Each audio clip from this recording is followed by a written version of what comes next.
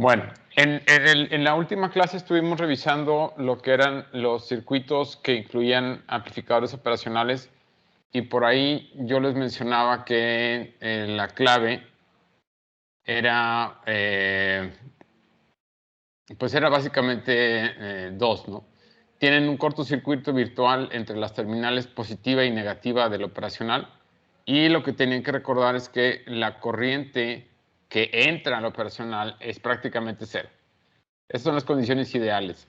Obviamente en la práctica esto puede no ser así. Puede haber una pequeña corriente fluyendo hacia las terminales positivas y negativas, pero para ejemplos, para cuestiones prácticas, para valores, digamos, de voltaje relativamente en el orden de volts, no, si trabajan en el orden de microvolts, entonces sí, ahí sí tienen que ser mucho más cuidadosos, pero si trabajan en el orden de volts no pasa nada y estas suposiciones son bastante válidas y funcionan y les dan un resultado bastante coherente con lo que van a ver en la práctica. Bueno, nos quedamos analizando este circuito que está aquí, que yo lo que les decía es que esto es una red proporcional integral derivativa al voltaje de entrada.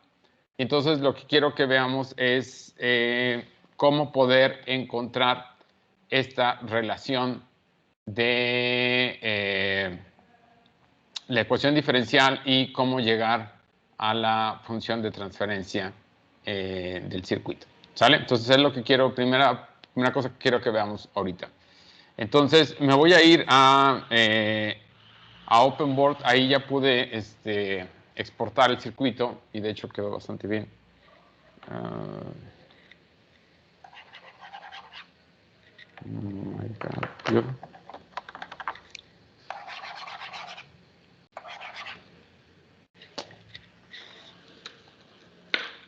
Pero aguántenme porque... Ahí está. Ja. Ok. Bueno, entonces nosotros tenemos este circuito. Si se fijan,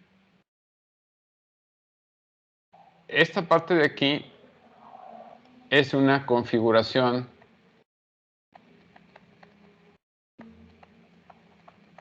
inversora.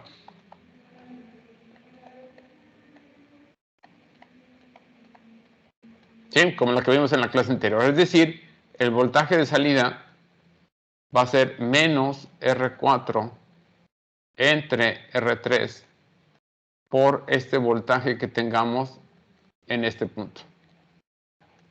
¿Sale? Ok. Entonces, el reto es cómo encontrar este voltaje B gorro en función del voltaje de entrada. ¿Sale? Entonces, hacia ahí es donde tenemos que dirigir el esfuerzo. Entonces, primero tenemos aquí una cierta corriente IC1 que va a entrar al capacitor 1. Tenemos esta corriente IR1 y tenemos después esta corriente que lo voy a llamar I2. Aquí tenemos que tener cuidado.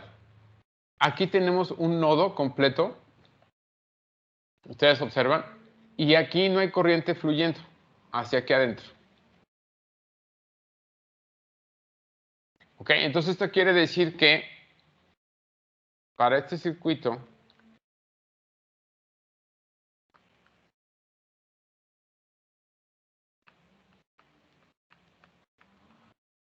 la corriente C1 más la corriente R1 es igual a la corriente 2. A ver, ¿estamos de acuerdo?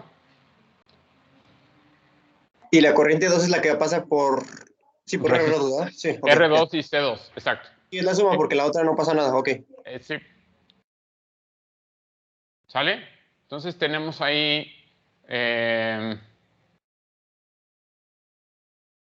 esa ecuación. ¿Sale? Ahora,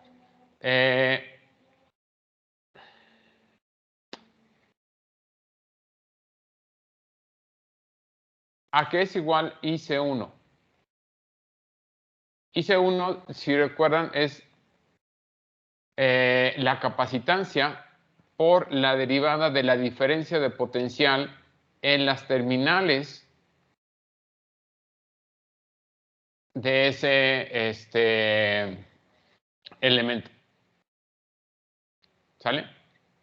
Y tenemos además que IR1 va a ser el voltaje de entrada entre la resistencia 1. Y esto es porque tenemos el cortocircuito virtual. Acuérdense que aquí tenemos un cortocircuito. Es como si tuvieras un nodo acá tremendo así. Si quieren lo podemos poner así. Es como si aquí estuviera aquí todo sólido. ¿Ok? ¿Sale? Ahora, ya que tenemos eso, este voltaje B gorro es la caída en esta, o bueno, más bien, la diferencia de potencial en la resistencia 2 y en el capacitor 2, cuando lo suman, eso tiene que ser igual a 0 menos B gorro. Me lo voy a poner en otro color.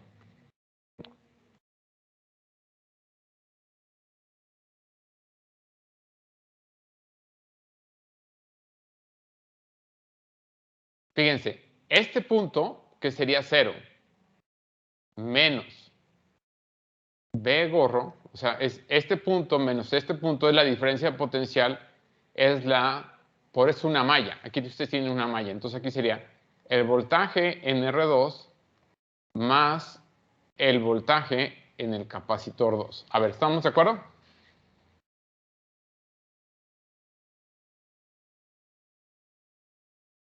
Profe, una pregunta.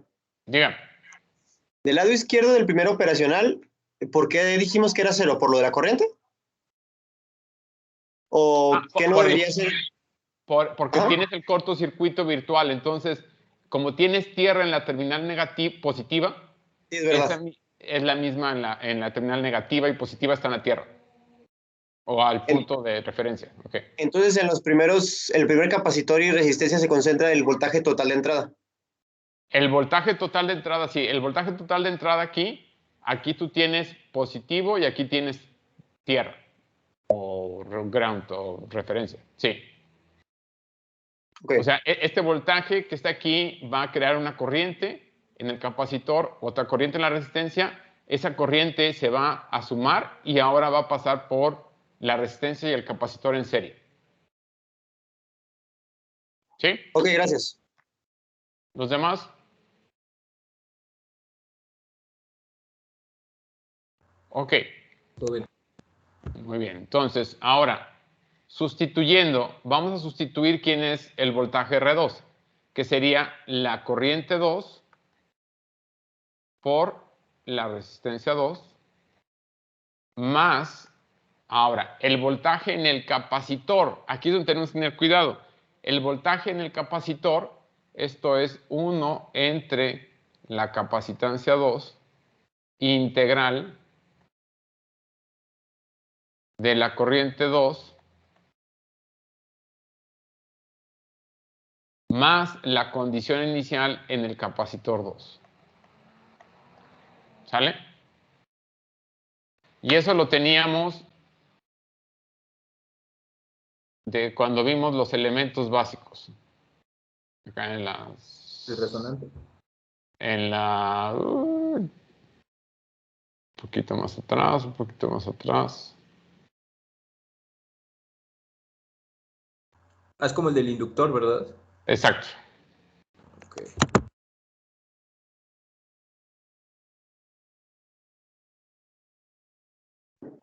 Ahí estaba, ¿no? ¿Ya se lo pasó? No era. Sí, aquí está, aquí está, aquí está, aquí está. Ah, ya, ahí está. El voltaje en el capacitor es la capacitancia, la integral de la corriente más el voltaje inicial que hay en el capacitor. ¿Sale?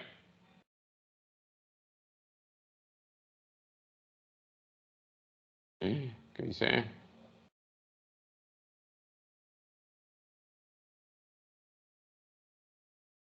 No, no sé qué estoy haciendo. Listo, listo. ¿Sale? Vamos a suponer que el voltaje en el capacitor es 0, que originalmente el capacitor está descargado, que es lo más común. Entonces, vamos a suponer que esto es 0. ¿Ok? Entonces, si se fijan, menos el voltaje con el gorrito es I2. Pero ¿quién es I2? Es R2 por C1 derivada del voltaje de entrada entre el tiempo más voltaje de entrada entre R1. ¿Sale? Y luego es más 1 en C2 integral de 0 hasta el tiempo de I2. De aquí sería C1 derivada del voltaje de entrada con respecto del tiempo más voltaje de entrada dividiendo entre R1 y todo esto diferencial de tau. ¿Vamos bien?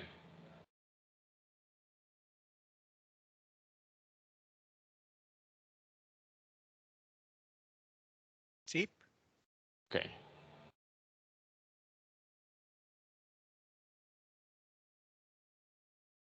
Ahora, si se fijan, voy a poner con otro color. Ustedes aquí van a tener un elemento que va a estar R2 por C1 por la derivada del voltaje de entrada con respecto del tiempo. ¿Sale? Y ahora van a tener dos elementos. Fíjense que aquí tienen la integral. Lo voy a marcar con el puntuador. Fíjense que aquí tienen la derivada por la integral, digo, la integral de la derivada. Entonces se va a cancelar y me va a quedar nada más voltaje de entrada aquí y aquí me va a quedar voltaje de entrada. Entonces voy a juntar esos dos términos. Voy a poner otro color.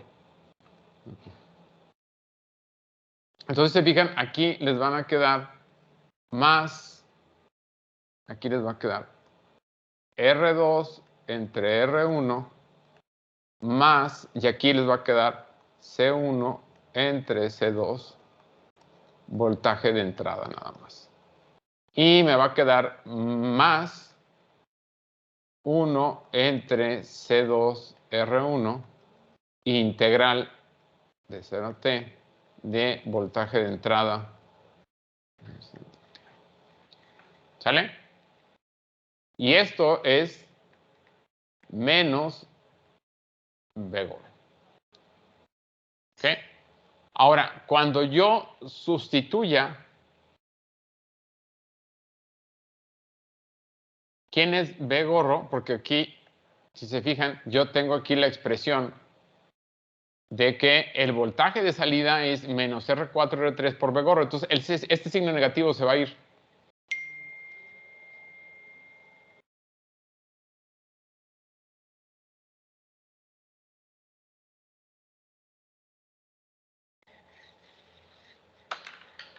Aguántenme, más tengo que checar esto.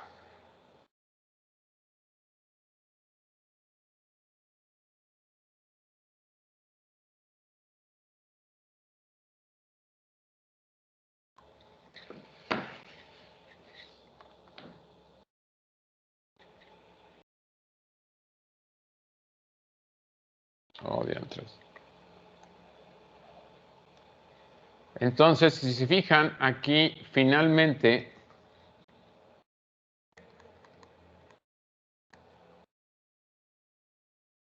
como yo tengo que V0 es menos R3 entre R4 V gorro, ustedes lo que tienen aquí es R3 entre R4 que va a multiplicar a R2 C1 derivada del voltaje de entrada entre el tiempo más R2 entre R1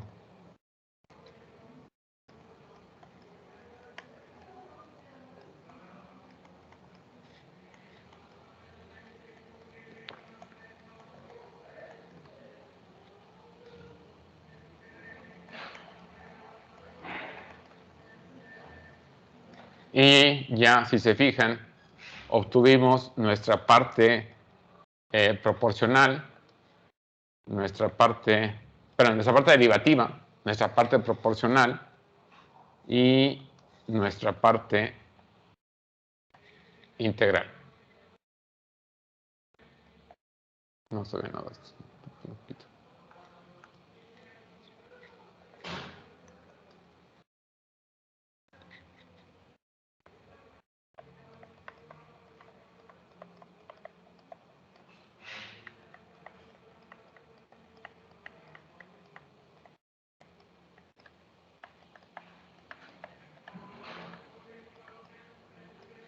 A ver, ¿sí? ¿Se entendió cómo llegué ahí? Si le pudiera subir una nadita arriba para poder ver el circuito. Ahí. A ver, miren, vamos a Pues sí, hacer. es que nomás o sea, al final el voltaje de salida nomás depende del voltaje y ya nomás pasa por las resistencias, ¿verdad? Sí. Aquí Ok. está, mira. Ahí está, no sé si se alcanza a ver mejor.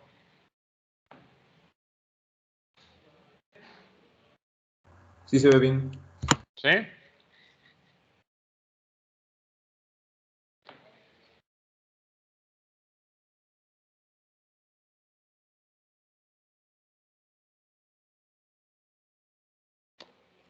Vamos a ver lo de la transformada de Laplace. Si ustedes le aplican la transformada de Laplace, me voy a hacer un zoom para que se vea un poquito mejor. Ahí está. Y lo voy a poner con verde. Si le aplican la transformada de Laplace, para que les quede la expresión como la teníamos allá, esto va a ser B0 de S, y aquí van a tener R3 entre R4. Y acuérdense que aquí son condiciones iniciales 0.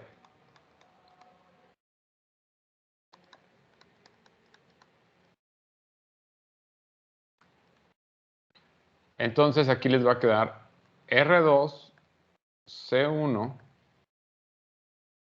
S, ¿sale? Todo me va a quedar B y luego me va a quedar más R2 entre R1 más C1 entre C2.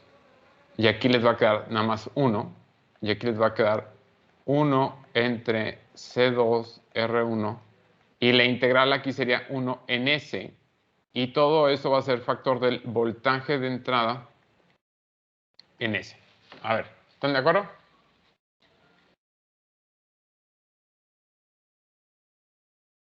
Sí.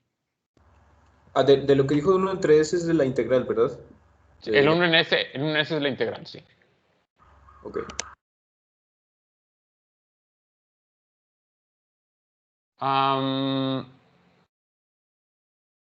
Ok. Creo que no tengo la forma. Bueno, sí, ahí estoy. Esa sería la transformada de Laplace. Déjenme ver cómo queda acá.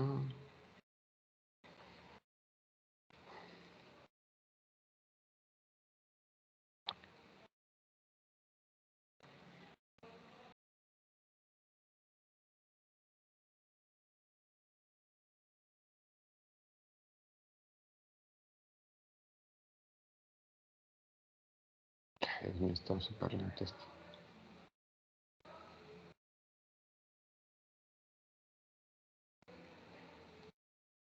Ahí vamos, ahí vamos.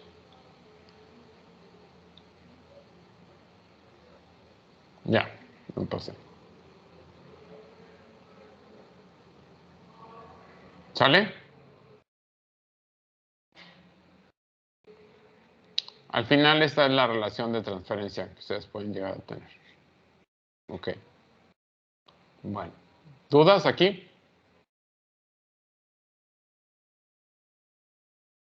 Esta es la que obtuvimos. No, creo que no. ¿No? Bueno.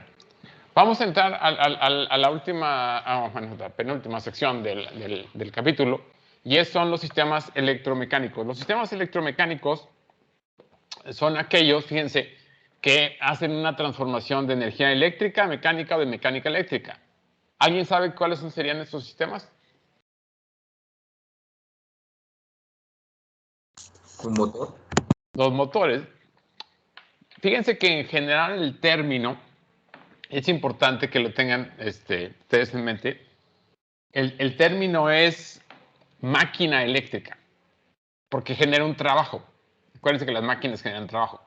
Entonces, las máquinas eléctricas puede haber de dos tipos. Lo que les llaman los motores y lo que llaman los generadores. Los motores son aquellos que van a convertir la energía eléctrica en mecánica, la energía eléctrica en energía rotacional, Y los generadores son aquellos que convierten al revés la energía rotacional en energía eléctrica. Y los motores son básicos en cualquier proceso industrial que ustedes quieran, a cualquier fábrica donde ustedes quieran hay motores. ¿Por qué? Porque la forma como se suministra energía es a través de energía eléctrica en las plantas. Ya no es a través de vapor, como se decía hace cientos de años. Ahora es a través de energía eléctrica. Entonces la energía la tenemos en forma de energía eléctrica. Entonces esa energía, al momento de quererla convertir en energía mecánica, necesitamos motores, ¿sale? Y hay diferentes tipos de motores. Los que vamos a ver aquí se llaman motores de corriente directa, pero hay motores de corriente alterna que también se utilizan bastante. Los motores entonces tienen esa función de convertir la parte, bueno, energía eléctrica en mecánica. ¿Dónde más pueden ver ustedes ahorita uso de motores? En los coches. La idea ahorita ya actualmente es hacia vehículos eléctricos. Es decir, ya la idea es que los vehículos van a estar suministrados por fuentes de baterías y esas fuentes de baterías internamente tienen un proceso que van a convertir esa energía eléctrica de las baterías en un cierto patrón de voltaje que va a alimentar a los motores que van a estar ligados a las ruedas, ¿no? Esa es básicamente la tendencia que tenemos de aquí a unos 10 años. Ya hay ahorita algunos, en México no es tan común, pero en Estados Unidos sí, los vehículos híbridos, que también trabajan parte mecánico, parte eléctrico, pero la tendencia es ir hacia autos eléctricos, donde los motores son clave. Y ventajas, pues son más eficientes, hacen un uso más eficiente de la energía, son menos ruidosos, son, pues, desde el punto de vista ecológico, pues no cabe duda ahí, pues, que son cero emisiones. Entonces, los motores son súper básicos. Ahora, desde el punto de vista de la generación de energía, ustedes necesitan, en ocasiones, en ciertas aplicaciones, a través de energía rotacional, generar energía eléctrica. ¿Alguien me puede dar un ejemplo? ¿En dónde se aplica eso? En los coches híbridos, profe. Porque mientras van andando, sí. se van recargando la parte de batería que tiene. Ok. ¿Algunos otros dos ejemplos donde podamos hablar de que se utilizan los generadores? Los generadores de energía eólica. Los de energía eólica, ahí ustedes los pueden ver, lo que hacen es convertir la energía del viento, la energía que pega en las aspas de esos molinos de viento, en energía rotacional, que eventualmente la energía rotacional se convierte en energía eléctrica. ¿En algún otro ejemplo? La hidroeléctrica. Las hidroeléctricas es otro gran ejemplo donde la energía potencial de las presas, al método de pasar por las turbinas, esas turbinas generan un movimiento y ese movimiento genera energía eléctrica. Bueno, están en todos lados, o sea, eso es a donde voy. Ahora, los motores y, bueno, las máquinas, estos sistemas electromecánicos se basan en dos grandes leyes, ¿no? Una que se llama la ley de Lorentz, que por ahí la debieron o la ven en su curso de electricidad y magnetismo.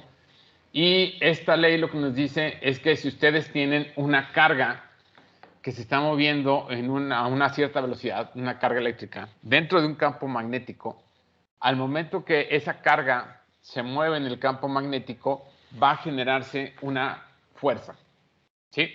Y esa fuerza va a depender del producto cruz de los vectores velocidad de la carga con el campo magnético. ¿Ok? Entonces, aquí creo que sí lo tengo aquí.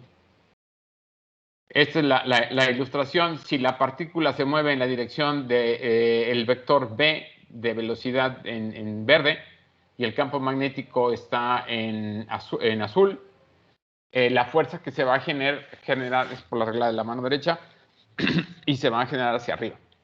Entonces, si ustedes pudieran hacer un experimento donde tuvieran una carga que se moviera dentro de un imán, esa carga, al momento de pasar por el campo magnético, se va a mover hacia afuera. Mande.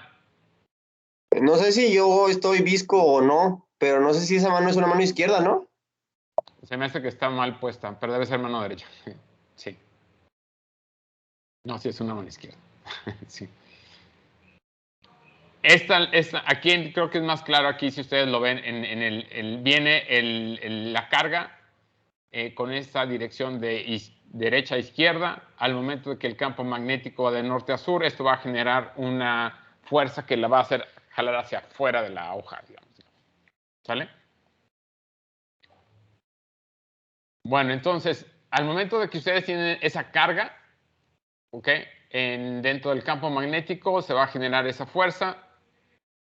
Si se considera que el cable conduce una corriente y tiene este cable una cierta longitud dentro de un campo magnético constante, entonces ustedes van a tener que la fuerza es proporcional a la corriente, a la intensidad de la corriente por la longitud por el campo magnético. ¿Okay? Entonces, ¿qué quiere decir esto? Eso es bien importante, que ustedes pueden generar una fuerza mucho mayor de dos maneras. Una, aumentando la corriente. Dos, aumentando el campo magnético. ¿Sale? Entonces, esta es la carga que se mueve en el campo magnético que genera una fuerza. O un par. Tenemos la ley de Faraday, que es la ley de los generadores. Perdón, esto no lea yo. La ley de Faraday lo que les dice es que si ustedes tienen unas espiras, ¿ok? Dentro de un campo magnético y esas espiras ustedes la mueven, el cambio que se genere del campo magnético dentro de esas espiras va a generar una fuerza electromotriz inducida, va a crear un voltaje. ¿Ok? Entonces, este es básicamente el ejemplo creo que más sencillo de ver. Si ustedes tienen una bobina y en esa bobina, en los extremos de la bobina conectan un medidor de voltaje y ustedes mueven el imán hacia adentro y hacia afuera de la bobina, esto va a crear una diferencia de flujo magnético y esto va a crear un voltaje. ¿Ok? Igual la imagen de la mano del lado derecho, si ustedes tienen el imán creando un campo magnético constante, esta espira la mueven hacia adentro o hacia afuera, o sea, hacen un cambio en el flujo magnético dentro de la espira, eso va a crear una diferencia de potencial. ¿Ok?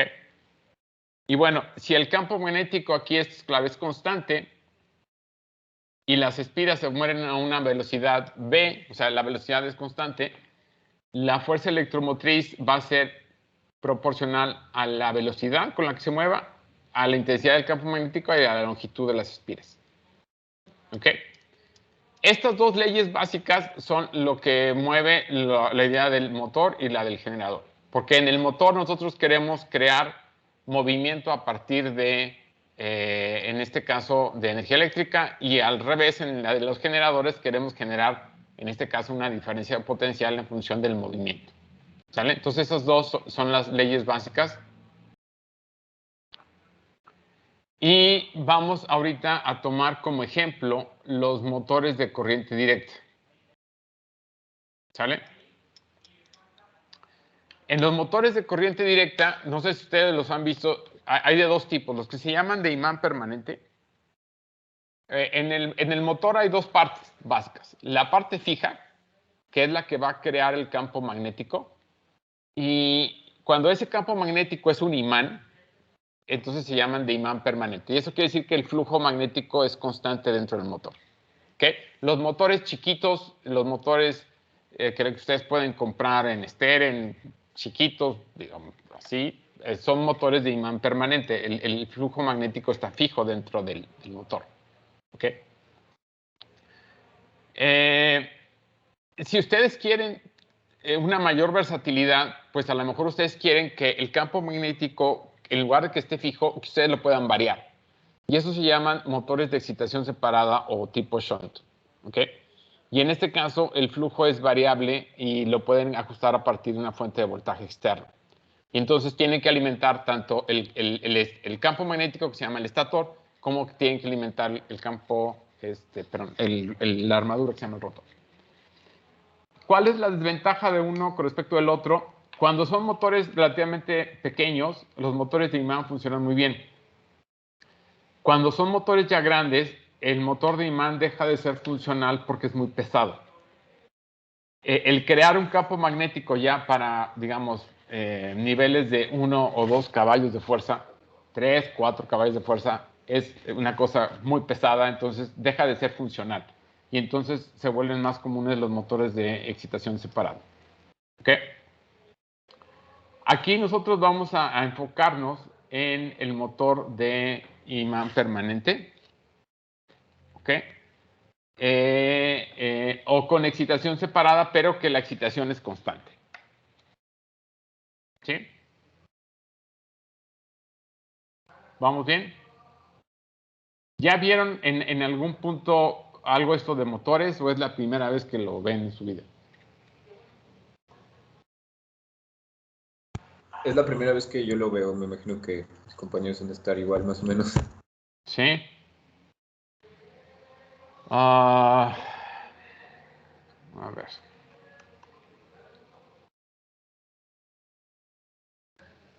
Déjenme ver si puedo encontrar, denme unos 2 minutitos, si puedo encontrar una animación de un motor de corriente directa.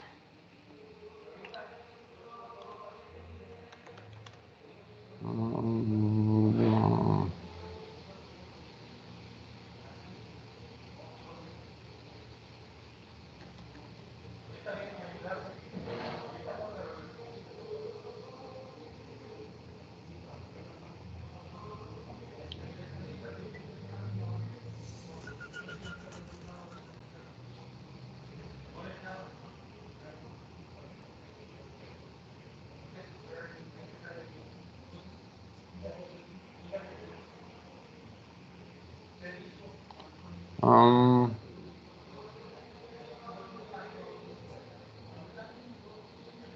No creo que no encuentro nada aquí interesante.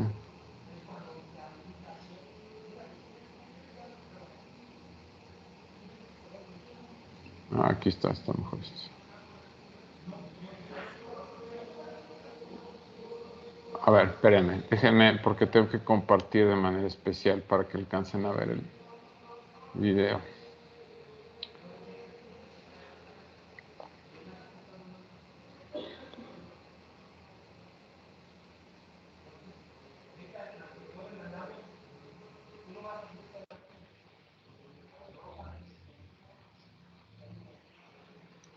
A ver, ¿me dicen si lo pueden escuchar? Madre mía, fíjense. Entonces,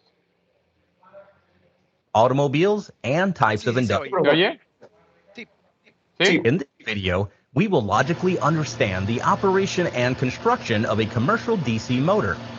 Ese es un motor corriente directa. Esta Let's parte de first fuera. start with the simplest DC motor possible. Ahí está. It looks like this. The stator provides a constant magnetic field, and the armature, which is the rotating part, is a simple coil. The armature is connected to a DC power source through a pair of commutator rings. When the current flows through the coil, an electromagnetic force is induced on it according to the Lorentz law, so the coil will start to Lo que rotate. decía de la ley de Lorentz. You will notice that as the coil rotates, the commutator rings connect with the power source of opposite polarity. As a result, on the left side of the coil, the electricity will always flow away, and on the right side, electricity will always flow towards. Ese es el colector, la parte de azul. This ensures that the torque action is also in the same direction throughout the motion, so the coil will continue rotating. But if you observe the torque action on the coil closely, you will notice that when the coil is nearly perpendicular to the magnetic Ese es el flux, punto de the torque action nears singularidad. zero. Ahí. As a result, there will be irregular motion of the rotor if you run such a DC motor. Bueno, ¿y cuál es la solución? Pues le ponen en lugar de una espira, le ponen muchas espiras. ¿No? Here is the trick to overcoming this problem. Add one more loop to the rotor, with a separate commutator pair for it. In this arrangement, when the first loop is in the vertical position, the second loop will be connected to the power source, so a motive force is always present in the system. La parte de afuera es la parte que se llama el campo Moreover, magnético o el the more such estatore. loops, the smoother will be the motor rotation. Y la parte interna es la que se llama el rotor o la armadura. In a practical motor, the armature loops are fitted inside slots of highly permeable steel layers. This will enhance magnetic flux interaction. Spring-loaded commutator brushes help to maintain contact with the power source. A permanent magnet stator pole is used only for very small DC motors. Most often, an electromagnet is used. The field coil of the electromagnet is powered from the same DC source.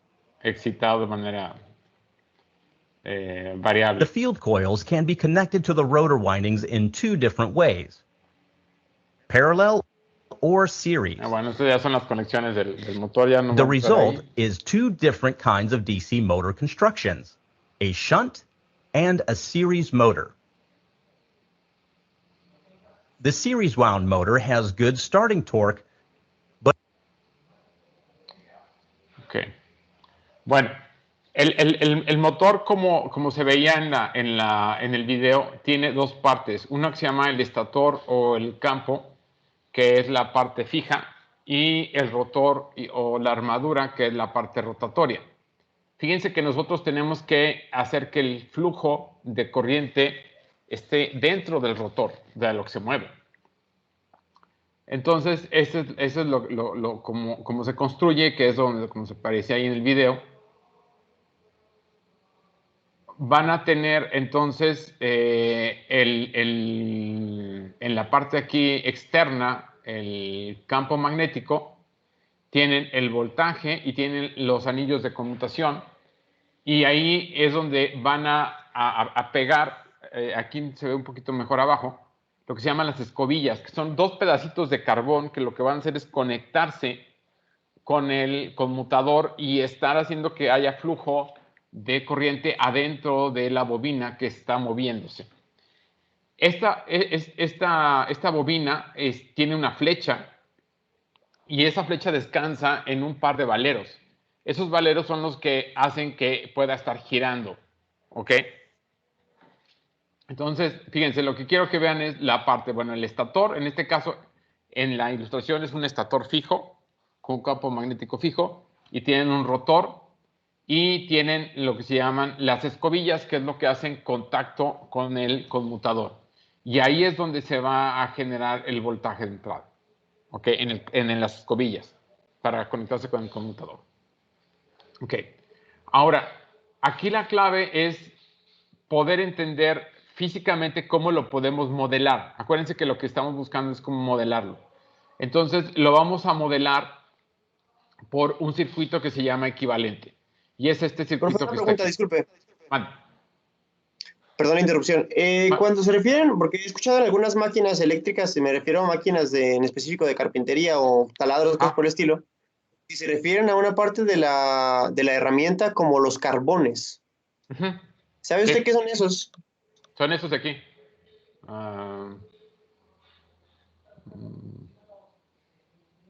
Es este de aquí y este de aquí. Son aquí externamente, bueno, los carbones estarían aquí y aquí.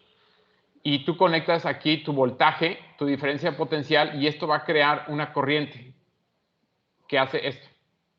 Y entonces los carbones son los que tocan el conmutador y que permiten que haya ese flujo. Pero los carbones no son los imanes. Exacto, no. Los carbones son los que te permiten hacer la conexión con el conmutador, que es esta parte de aquí, que es el conmutador. ¿Ok?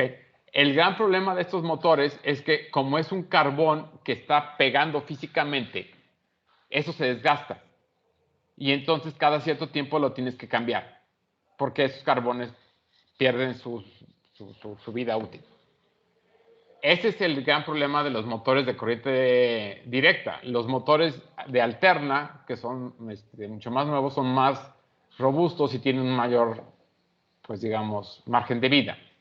Pero tienen otro principio de funcionamiento. Ese es el más sencillo, digamos. ¿Sí?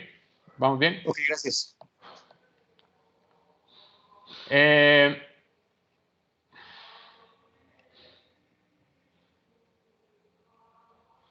Ok, me regreso. Aquí entonces lo que vamos a ver es que para modelarlo como ustedes tienen un voltaje y ese voltaje va a alimentar al rotor, a lo que se está moviendo, eso lo podemos modelar por una resistencia que está asociado con toda la energía que se disipa en forma de calor en esa bobina y por una inductancia. Entonces, lo que ustedes van a tener es que el circuito equivalente está formado por una resistencia y una bobina. Y ahora, como ustedes tienen algo que está rotando dentro de un campo magnético, van a tener una fuerza electromotriz, que es este voltaje EDT. Y ese voltaje va a crear, se va a crear por la rotación que existe del rotor dentro del campo magnético. Entonces se va a generar un voltaje. Entonces el circuito eléctrico del motor de corriente directa tiene dos partes. La parte eléctrica, que es este circuito resistencia, inductancia, fuerza electromotriz, más la parte que, si se fijan, ¿se acuerdan que habíamos visto cuando tienes un sistema en rotación, tienes una ecuación mecánica? Entonces van a tener aparte la ecuación mecánica de la rotación del motor. Y ese motor pues puede estar sujeto a fricción, puede estar sujeto a la fuerza eléctrica que se genera por el motor y puede también estar sujeto a la carga que nosotros le pongamos para que mueva. Y eso va a tener eso tiene una cierta momento de inercia porque se está moviendo. Entonces, a donde voy es, en el motor va a haber dos reglas básicas. Y esto está asociado con la ley de Lorentz y con la ley de Faraday. El par eléctrico, es decir, la fuerza que se va a generar, va a ser siempre proporcional a la corriente. ¿Ok? Y esta constante K queda en función del campo magnético que esté dentro del motor, la intensidad del campo magnético. Y tenemos otra regla básica, y es que la fuerza electromotriz que se va a inducir por el movimiento del rotor dentro del campo magnético va a ser proporcional a la velocidad a la que esté girando la flecha. ¿Sale? Entonces, estas dos ecuaciones, o estas dos, relaciones en un motor, hay que aprendérselas. Y siempre son claves. El par eléctrico es proporcional a la corriente de la armadura y la fuerza electromotriz que se induce por la ley de Faraday es proporcional a la velocidad. Ahora, algo que les quiero resaltar aquí es que fíjense cómo estamos, estas dos relaciones básicas, lo que me están ligando son dos variables con características diferentes. Es decir, la corriente es una variable eléctrica y yo lo estoy relacionando con el par de movimiento, es una variable mecánica. Entonces fíjense que aquí hay una relación de una variable eléctrica a una variable mecánica y en la segunda es al revés.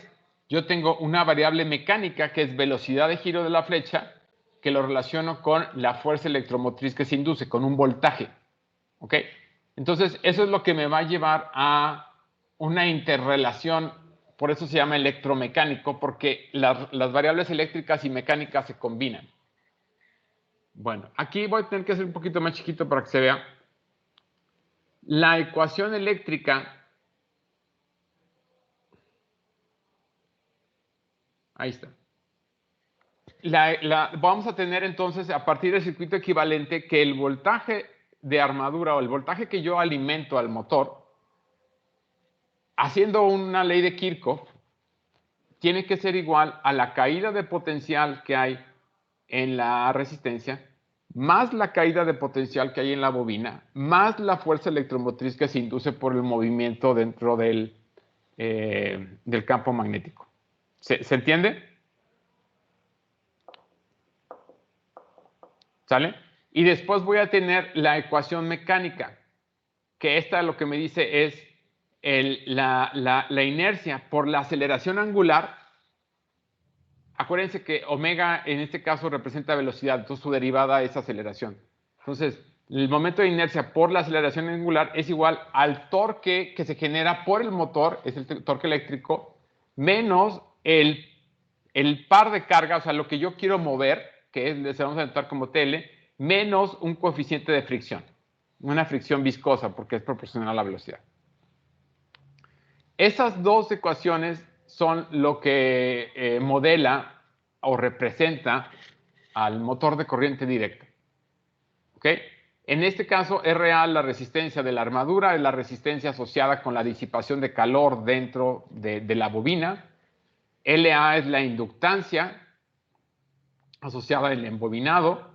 B es el coeficiente de fricción y J es el momento de inercia mecánica. Estas son las ecuaciones diferenciales de su modelo.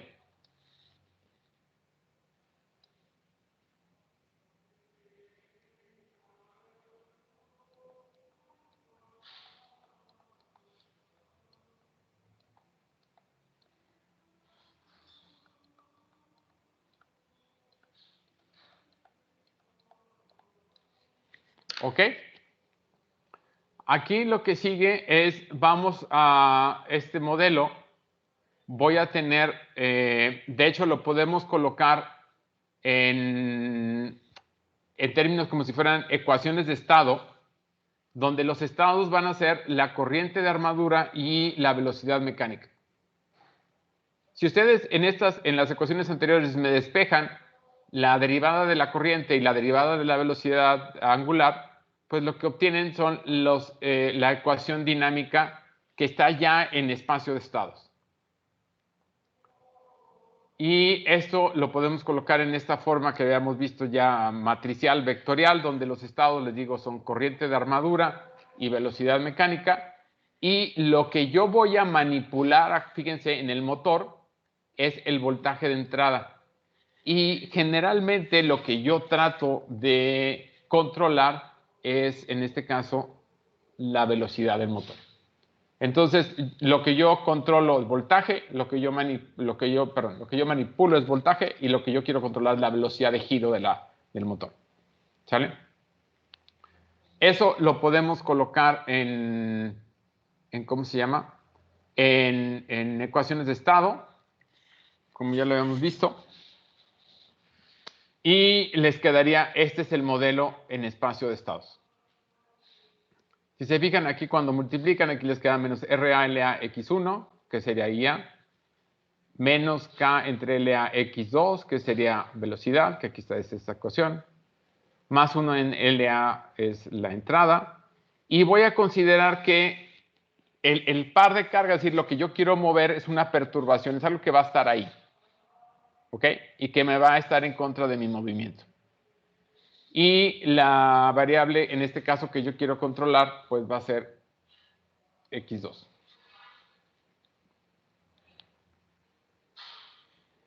¿Sale?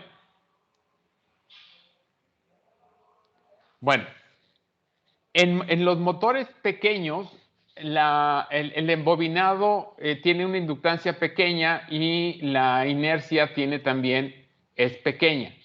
Entonces, ¿por qué es relevante eso? Porque si yo hago en mis ecuaciones dinámicas que la inductancia sea muy pequeña y que la inercia sea pequeña, es decir, me voy a... Híjole, está súper lento esto. Acá está. Si yo hago que LA se vaya hacia 0, o sea, este término se va a 0, y este se va a 0, yo puedo despejar la velocidad en función del voltaje. Y me queda una ecuación estática. Porque si yo elimino LA y J, básicamente estaría quitando toda la relación del cambio de tiempo. ¿Sale? O sea, si yo hago esa simplificación, estoy llevándome este término, y entonces yo puedo despejar velocidad en función de voltaje.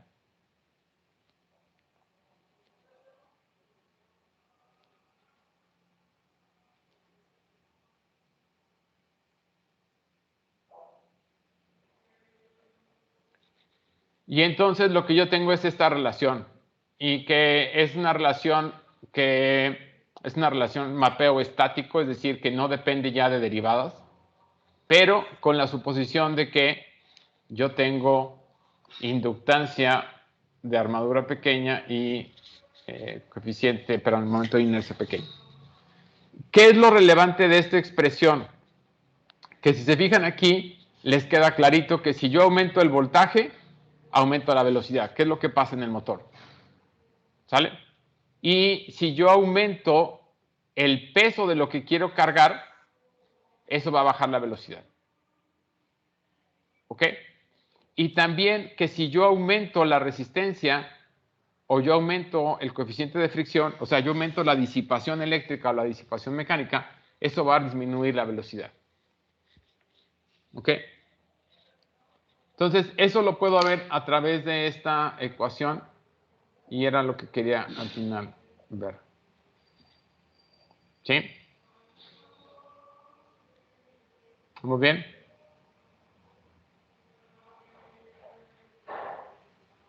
Muchachos, ¿viven? Bueno.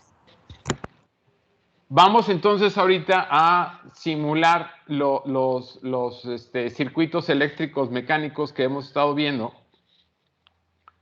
Y para eso les voy a pedir que vayan a Teams y me descarguen en lo que dice Jupyter Notebooks, la que dice sistemas eléctricos, electrónicos, electromecánicos.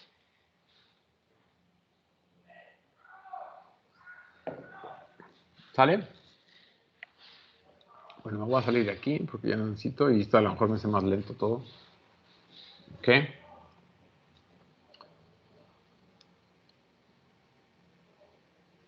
Ok. Entonces aquí me voy a ir a Colab.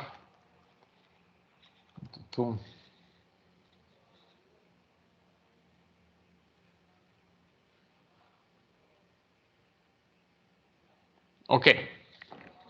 ¿Están ahí? Estoy descargando. A Colab. Sí.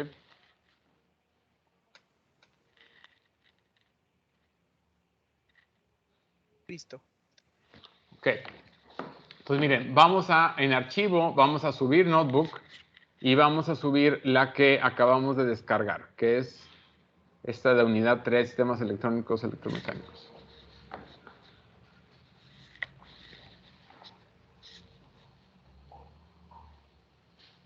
A ver, necesito que estén ahí.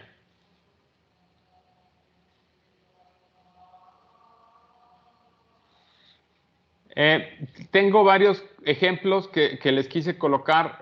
Aquí es desde el circuito RLC que vimos. Si quieren, vamos a verlo acá. Para más o menos.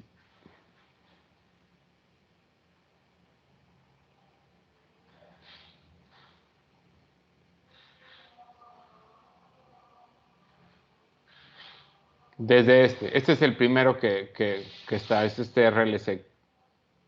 ¿Ok? Entonces, ok. A ver, necesito que todo el mundo estén ya ahí para poder iniciar. Voy, profe, que por alguna razón no me lo quiere subir. Sí, a ver, chéquenle. Los que ya están, acuérdense que tenemos que, no viene instalado el toolbox de control, entonces hay que correr con el pip, con el comando pip, la instalación del toolbox de control. No es tardado. Ya está. Y después vamos a cargar los comandos que son equivalentes a MATLAB para que les quede con la misma notación. Y vamos a cargar NumPy y vamos a cargar Matplot para poder graficar.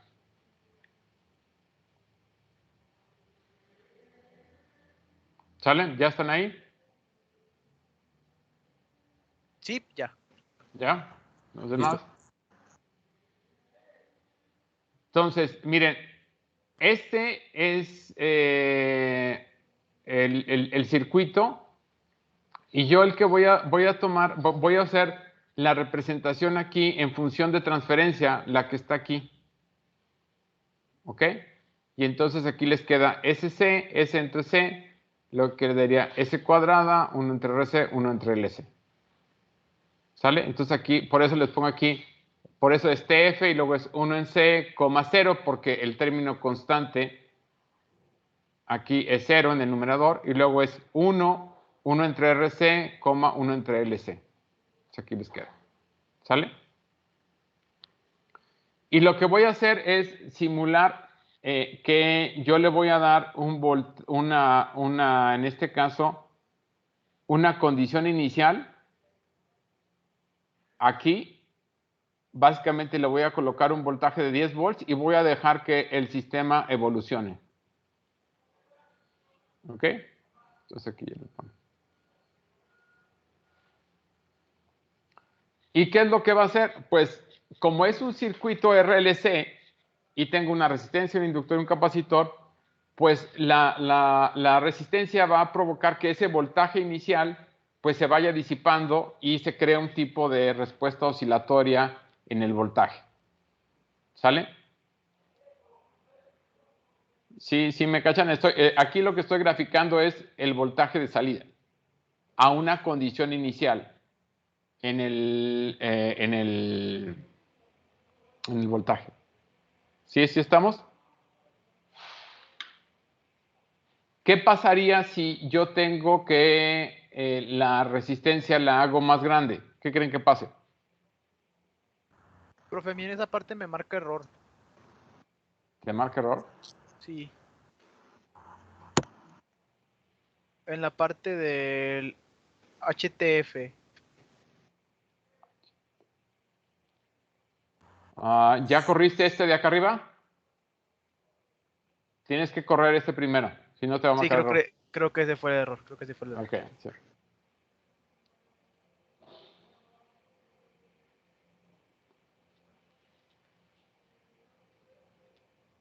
Sí, ya se arregló. ¿Ya?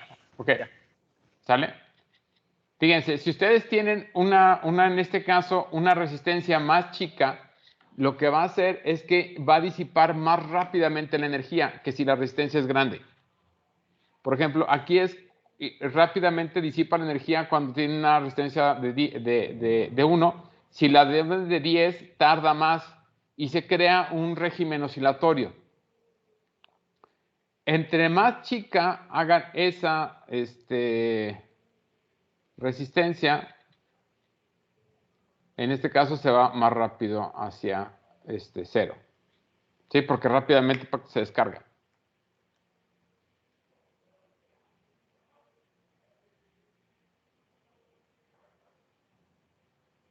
Entonces aquí vamos a ponerle a 10. ¿Sí les funcionó? Sí, profe. Este es el ejemplo que ustedes ven en circuitos de un circuito, en este caso, subamortiguado.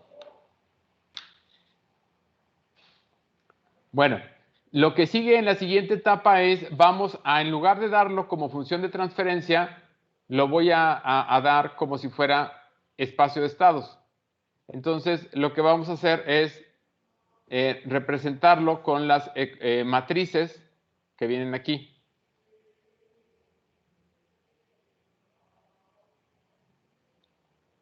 Que es 0, 1, menos 1 entre LC, menos 1 entre RC, 0, 1 entre C, y así. Entonces, lo que quiero es que vean cómo se puede dar la misma representación del mismo circuito, pero diferente. ¿Ok? Entonces, si se fijan, aquí está, esa es la matriz A, la matriz B, la matriz C, y aquí el comando es SS. Ok, aquí nada más cámbienle a 100 segundos porque no le he modificado.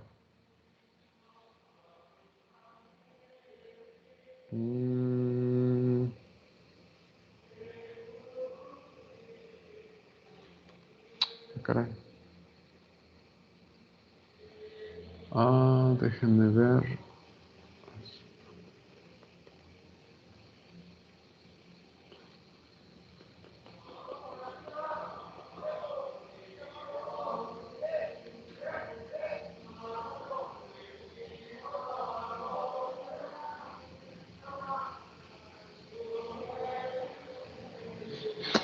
caray, eso no me había pasado.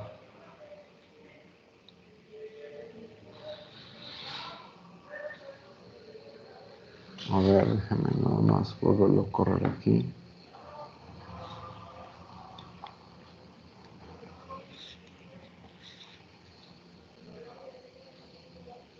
Ay, algo pasó, no tengo ni idea por qué pasó eso. Ahí está ya. Faltan las condiciones iniciales ahí también, ¿verdad? Sí, en este caso aquí es de 10. Las condiciones iniciales es un voltaje de 10. Y si les diga, les da exactamente lo mismo, ¿no?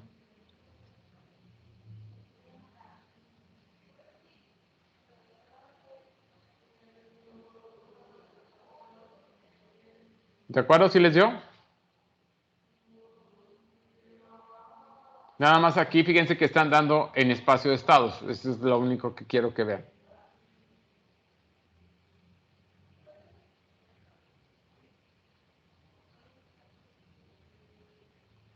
Ah, ya, el problema es que aquí el capacitor, ya, aquí por eso me da error, porque aquí la C la estoy repitiendo.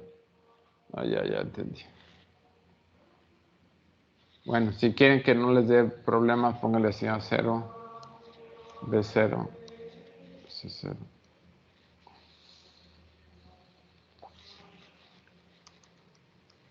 Para que ya no se repitan variables. Ya, no. Ok. ¿Sale? ¿Sí les funcionó? Entonces pueden dar el sistema como función de transferencia acá arriba o en espacio de estados dando las matrices por renglones.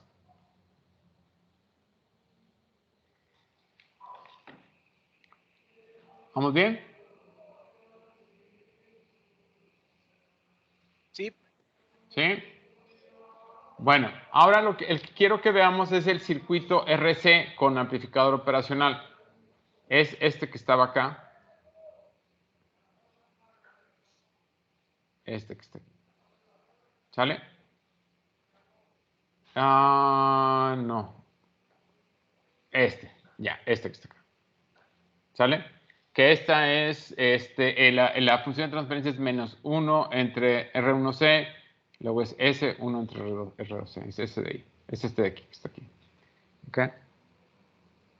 Aquí lo que vamos a hacer es, igual vamos a considerar que yo tengo un voltaje inicial en el capacitor y ese voltaje inicial en el capacitor se va a descargar, básicamente. Eso es lo que va a pasar. Ese voltaje se va a descargar y me va a crear un voltaje de salida, pero asociado con la descarga de ese capacitor.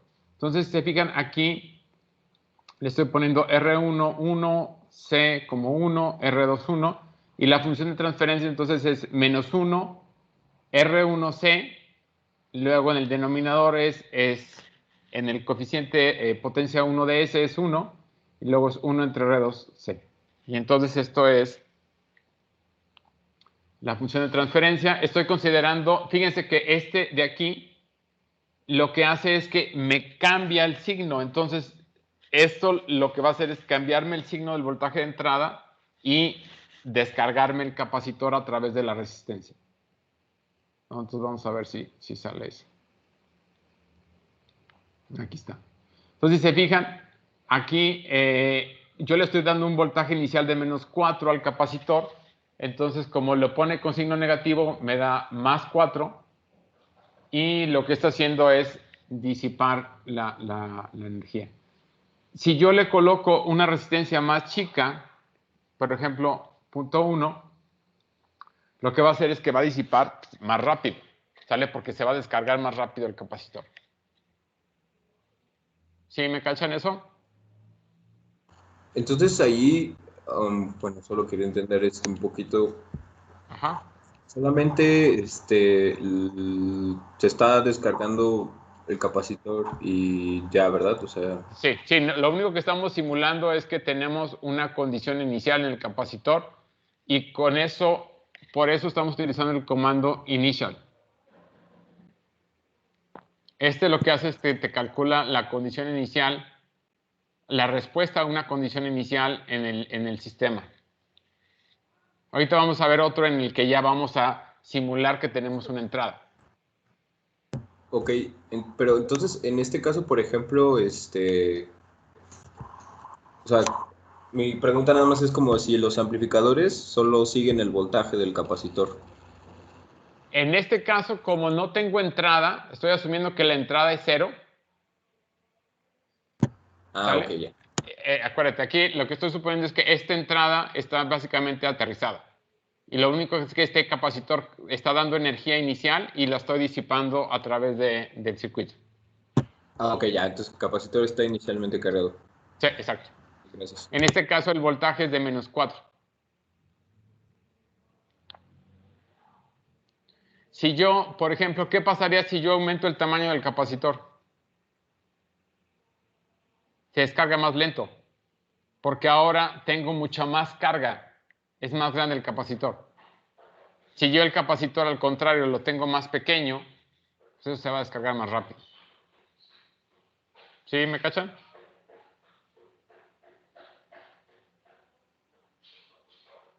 Sí, profe. ¿Sí? Bueno, vamos a ver ahora la red proporcional integral derivativa, que era esta que teníamos acá. Esta de aquí. ¿Sale? Y fíjense, lo que voy a hacer es que ahora voy a simular que el voltaje de entrada ya no es 0. Voy a considerar que tengo un patrón de entrada y quiero ver cuál es el voltaje de salida. ¿Sale? Entonces, aquí lo que voy a hacer es darla como la función de transferencia que está aquí, pero aquí tengo que tener un cierto cuidado. Porque si se fijan, el numerador es de orden 2 porque es de segundo orden y el denominador es de orden 1. Entonces, eso es una función de transferencia impropia. Entonces, lo que voy a hacer es añadirle un pequeño coeficiente al término s cuadrado en el denominador. Por eso les aparece un punto 0001, para que no me marque que es impropio. Porque si no lo ponen, fíjense, si lo quitan, me va a marcar un error. ¿Ok? Aquí está. The trans function is not proper. Entonces, aquí lo que tengo que hacer es agregarle un pequeñito valor. Chiquito. Y ya lo bajamos. Ok. A ver. Tengo entonces una red que lo que hace es una parte proporcional, otra integral y otra derivativa. Lo que voy a hacer es, voy a generar un voltaje que va a ser 0, después sube a 10, luego baja a -10 y después es 0. Este de aquí. ¿Sale? ¿Qué pasa cuando yo tome la derivada aquí en estas transiciones? Pues la derivada va a ser altísima, por eso me da aquí unos picos. Y en esta parte constante, aquí va a aumentar de manera lineal. Después aquí vuelvo a bajar y dar una derivada negativa. ¿Ok? Y después baja el área y después tengo otra, ¿cómo se llama? Otra pendiente positiva y por eso me da otro pico. Entonces, por eso tengo estos 3 picos aquí. No sé si me cachen. Porque estoy tomando las derivadas de transiciones. ¿Ok? Ahora, ¿cómo lo estoy dando de alta? Estoy utilizando un comando que se llama lsim. Con lsim dan la función de transferencia, dan la entrada y el vector de tiempo.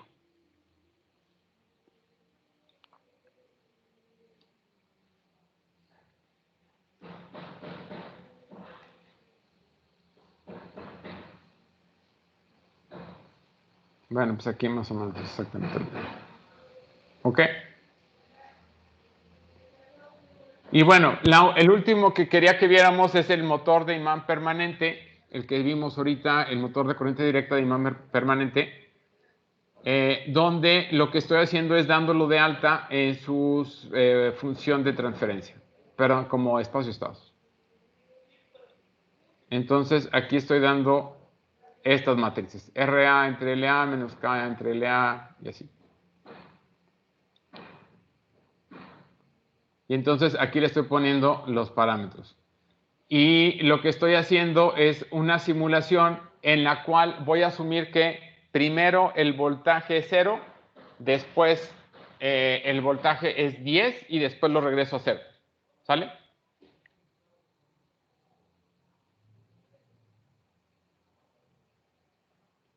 Entonces, este es el voltaje de entrada y fíjense que lo que va a hacer es, va a aumentar la velocidad, después se estabiliza y cuando yo le quito el voltaje, ¿qué es lo que va a hacer? Pues se vuelve a desacelerar y va a tender otra vez la velocidad hacia 0. ¿Sale? Entonces, inicialmente yo estoy excitando el motor empieza a revolucionar hasta que agarra un valor estado estacionario y después cuando le quito el voltaje, le quito la energía, se vuelve a caer. ¿Sale? Profe, ¿ahí qué quiere decir U? U es la entrada. U es la entrada de voltaje que yo le estoy considerando. Aquí sería el voltaje de armadura. Es esta U de aquí. Ah, ok, ya es un valor constante, por así Sí. decirlo. Okay. Bueno, es un valor que es 0 y después es constante. Y después lo mando otra vez hacia 0. Por eso le estoy poniendo aquí que inicialmente es un vector de ceros, pero estoy tomando los índices 100 a 600 como igual a 10. ¿Sí me cachan?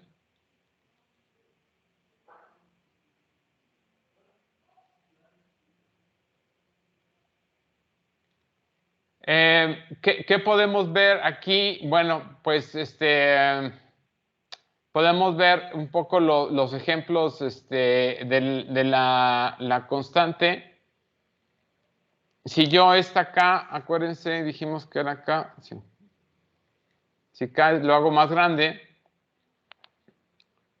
esto va a hacer que reduzca la velocidad. Si K es más pequeño, en este caso se hace mayor, pero se hace más lento la reaccionar a estado estacionario. Voy a dejar aquí en 1.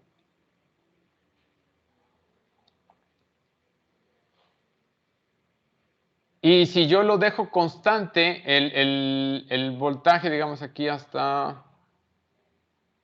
Aquí sería hasta...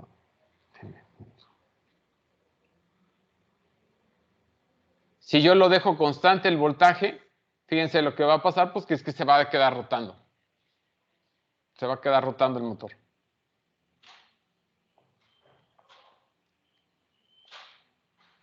¿Ok? Lo que están viendo es aquí la velocidad mecánica.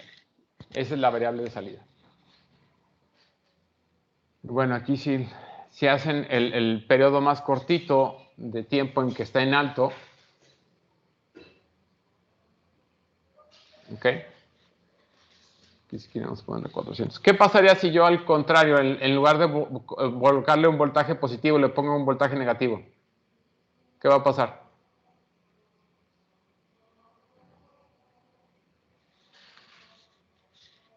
Pónganle menos. ¿Y qué va a hacer? Pues va a girar en dirección contraria. En lugar de girar en una dirección, va a girar en la otra. ¿Ok? Y eventualmente, si yo quito el voltaje, pues se va a regresar otra vez hacia 0.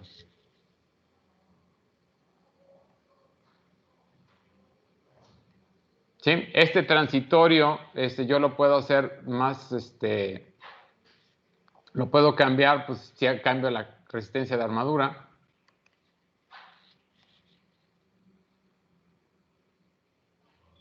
Lo puedo hacer más lento, lo puedo hacer, todo va a cambiar dependiendo de ese factor disipativo. A ver, no sé si hay dudas. Yo sí, profe, en la de arriba, ¿Ah? o sea, como tal, el circuito que usted presentó es un oscilador, digamos. ¿Cuál? ¿En este? Esa señal que está en roja es su... Es la entrada. Ah, ok. Sí, no. Esto es lo que es como si tú estuvieras en este circuito que en operacionales, tú le estuvieras ingresando ese voltaje de entrada. Perdón, pero esto va medio lento. Aquí. Este es el voltaje que tú tendrías aquí y esta es la salida que estás viendo acá en azul. O sea, este es el voltaje de entrada y este es el voltaje de salida. Ah, ok, entonces, digamos en la función U, que escribió con comandos, o sea, lo que quieren decir 100 y 400 es cada cuando va a... Cuando transiciona de 0 a 100 y a menos 100, sí. Ah, ok, vale, gracias. Sí.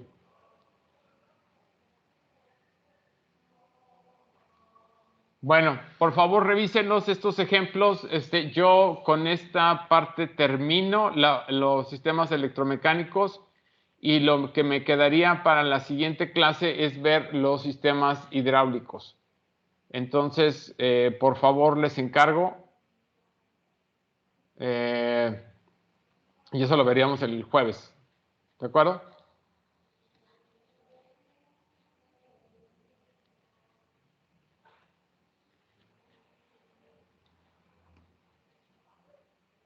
Ay, no me quedo.